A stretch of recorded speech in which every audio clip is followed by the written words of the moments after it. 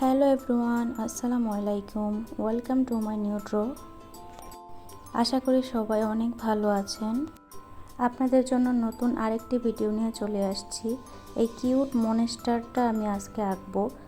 আমি আগে থেকেই পেন্সিল দিয়ে ড্রয়িংগুলো করে থাকি যেন ভিডিওগুলো লং না হয়ে যায়। ছোট বাচ্চাদের জন্য ভিডিওগুলো করতে গেলে একটু শর্ট ভিডিওই লং ভিডিও তারা দেখতে চায় না, শর্ট ভিডিওগুলো খুবই ভালো হয়। প্রথমে কালো কালার দিয়ে আমি স্কেচ করে নিব, তারপর আমি এই কিউট মনস্টারটাকে কালার করব। আমি মূলত ছোট বাচ্চাদের জন্য এই স্কেচগুলো করে থাকি।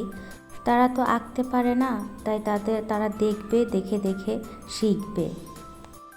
আমার কালো কালার দিয়ে ড্র করা হয়ে গিয়েছে। এখন আমি এটাকে রং করব। প্রথমে আমি এটাকে নীল কালার দিয়ে ফুল বডিটাকে রং করে নিব। আমার এই ভিডিওগুলো আপনাদের কাছে কেমন লাগে জানি না, প্লিজ জানাবেন। আর দয়া করে লাইক কমেন্ট শেয়ার করে দিবেন। আর অবশ্যই ছোট বাচ্চাদেরকে দেখাবেন, তারা এই আর্টগুলো দেখবে, শিখবে। তাদের জন্যই তো এত কষ্ট করা। ফুল বডিটা আমার রং করা হয়ে গিয়েছে।